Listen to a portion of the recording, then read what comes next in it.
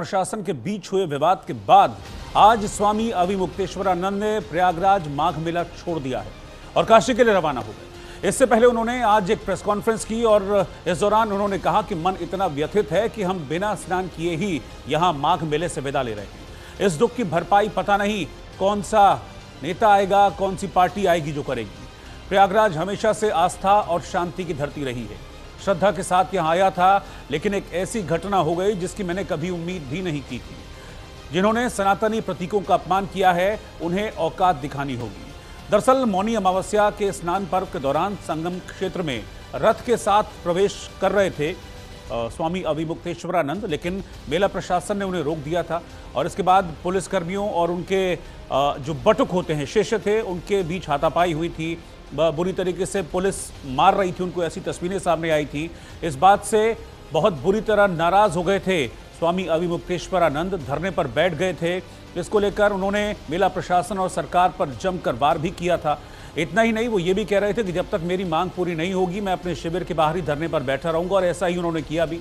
हालांकि प्रशासन ने ससम्मान उन्हें संगम नहाने की अनुमति दी थी, लेकिन उन्होंने प्रशासन का प्रस्ताव ठुकरा दिया था, अस्वीकार कर दिया था। उधर स्वामी अविमुक्तेश्वरानंद का मामला इलाहाबाद हाईकोर्ट भी पहुंच गया है। वकील गौरव द्विवेदी ने चीफ जस्टिस को लेटर पिटीशन भेजकर मामले की सीबीआई से जांच कराने की मांग की है। लेटर पिटीशन में स्वामी अविमुक्तेश्वरानंद के साथ जो बदसलूकी हुई, धार्मिक अनुष्ठान में बाधा और नाबालिग बटुकों को हिरासत में लेकर मारपीट के आरोप लगाए गए हैं। याचिका में यह भी कहा गया है कि शंकराचार्य की पालकी को पुलिस ने जबरदस्ती रोका, बटुकों के साथ दुर्व्यवहार किया। याचिका में बटुक ब्राह्मणों को अवैध तरीके से हिरासत में रखने और उन्हें मारपीट करने को लेकर भी किशोर न्याय अधिनियम 2015 की धारा के तहत कार्रवाई की मांग इस याचिका के जरिए की गई है। तो माघ मेले में जो मौनी अमावस्या का स्नान था, उस दिन से ये शंकराचार्य विवाद की शुरुआत हुई थी। दरअसल शंकराचार्य अपनी पालकी में सवार होकर जा रहे थे। मेला प्रशासन ने उन्हें रोका कि बहुत भीड़ है, आप आगे नहीं जा सकते, जिस पर उनके बटुकों और पुलिस के बीच धक्का मुक्की हुई। बाद में बड़ी ऐसी बर्बर तस्वीरें भी सामने आई थी जिसमें बटुकों के साथ मारपीट की गई थी, और इसके बाद स्वामी अविमुक्तेश्वरानंद नाराज होकर धरने पर बैठ गए थे। और मामला सिर्फ वहीं तक नहीं रुका था, अविमुक्तेश्वरानंद वर्सेस सरकार हो गया था।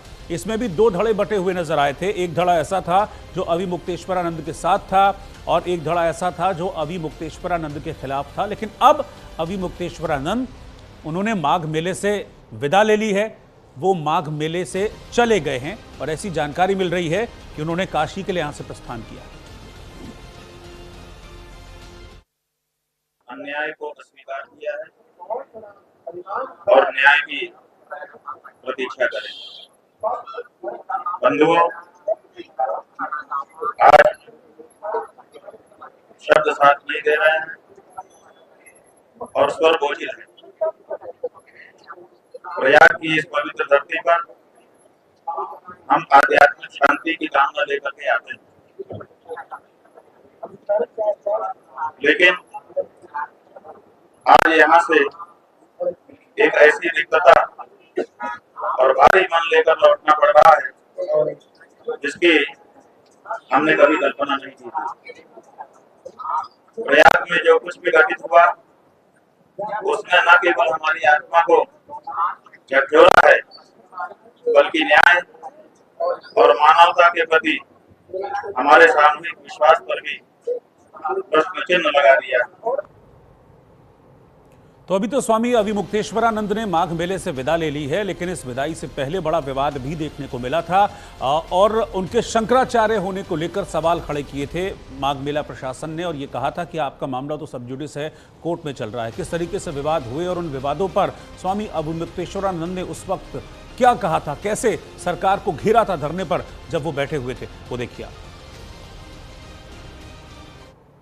शंकराचार्य वो है जिसको बाकी तीन पीठ के शंकराचार्य कहें कि शंकराचार्य है, तो बाकी तीन पीठ में से दो पीठ के शंकराचार्य हमको शंकराचार्य कहते हैं। पिछले माघ मेले में हमको साथ लेकर के स्नान कर चुके हैं। जब स्वयं श्रृंगेरी के शंकराचार्य जी, द्वारका के शंकराचार्य जी हमको कह रहे हैं कि हम शंकराचार्य हैं, हमको साथ में लेकर स्नान कर रहे हैं, तो आपको इस प्रमाण की आपको जरूरत है।